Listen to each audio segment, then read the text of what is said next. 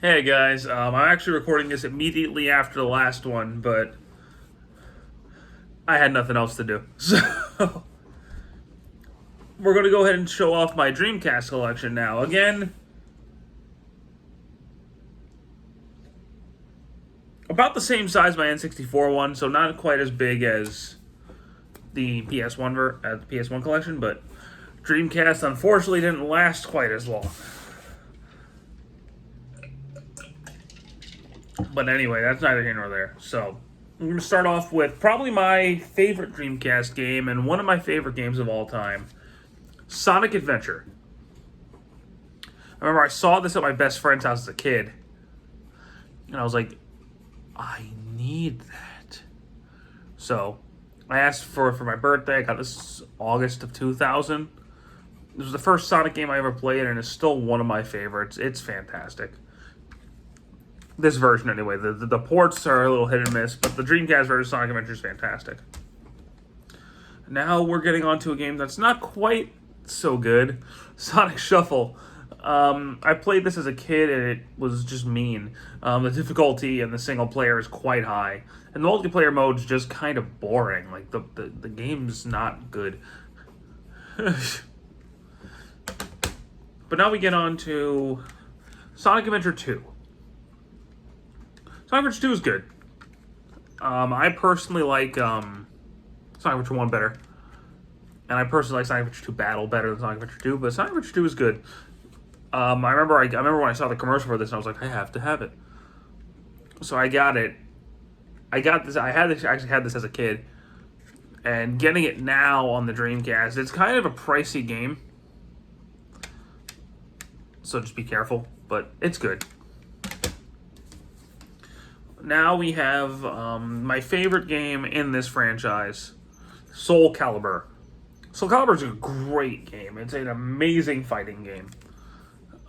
Definitely one of the best, for sure. It's probably my top 4 fighting games. It's fantastic, and I highly recommend getting it if you have a Dreamcast. I think you could download on the 360 and PS3. I think, maybe even Steam. I don't know. Now this one's just classic old arcade fun. Crazy Taxi. Crazy Taxi is great. It's really, really fun. Like there's no story or anything, but it's really, really fun. I like this one quite a bit. Next up, I got strictly for a demo disc because I was curious, and the main game hasn't really appealed to me much yet. Maybe I'll give it another chance, but Phantasy Star Online. Haven't played much of it yet. I couldn't really get into it a couple years ago, but maybe I'll give it another chance one of these days. But it's a classic Dreamcast game. Another really good fighting game, Dead or Alive 2. I'm a big Dead or Alive fan, at least 1 through 4. And it's really, really fun. This one expanded on the first one in pretty much every way it could. It's a really fast-paced fighter, and it's one of the best fighting games on the Dreamcast, along with Soulcalibur. So this one I bought kind of ironically,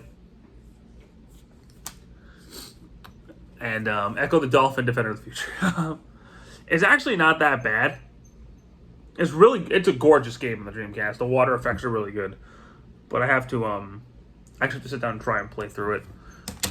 Now we have I mentioned this game in my PS1 retrospect, in my PS1 collection review. And I'm going to mention it again now, obviously. Legacy of Kain Soul Reaver. This was a fantastic, fantastic game. I first played this on the PS1 back in 2004. Because I was at BJ's, actually. The store, and they had it on sale. They had the PS1 version for like $13, so I got it. And it's really great. I definitely, because the only other game in the series I played at the time was Blood Omen 2. So I played this, and I thought it was a lot better than Blood Omen 2. So there you go.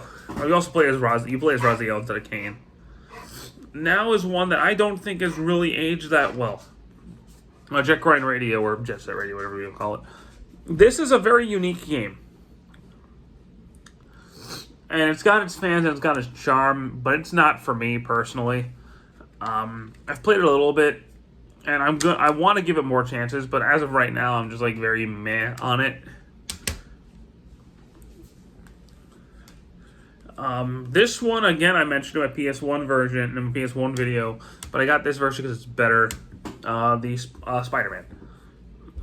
So this game is really good. For a while, up until, I want to say 2018, this was actually my favorite Spider-Man game. I liked it better than the sequel. I liked it better than all 3 movie games. I liked it better than Web of Shadows, Shattered Dimensions, the other 2 Amazing Spider-Man movies. Yeah, this was my favorite one for a really long time. This and maybe Ultimate Spider-Man.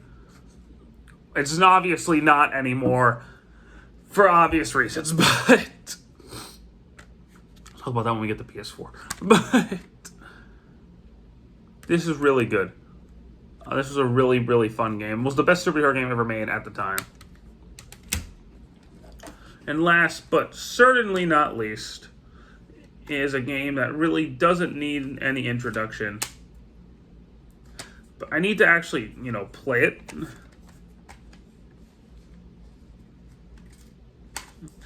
But, Shenmue. This game is, wow. I don't even know how to explain it. It's a pioneer in a lot of ways for cinematic storytelling in games. But the voice acting is so bad. It's so bad. And the controls are kind of jank. So if you use a D-pad to move instead of the analog stick, it's weird.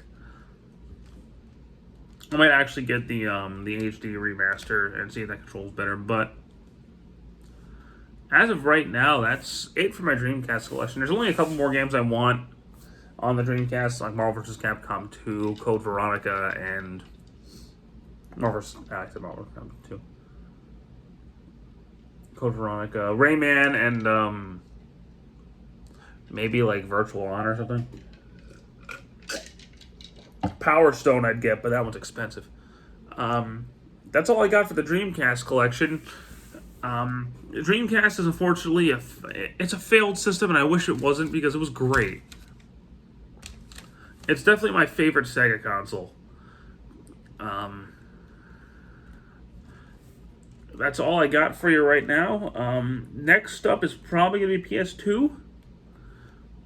So look forward to that one, but until then, thank you guys so much for watching. Take care.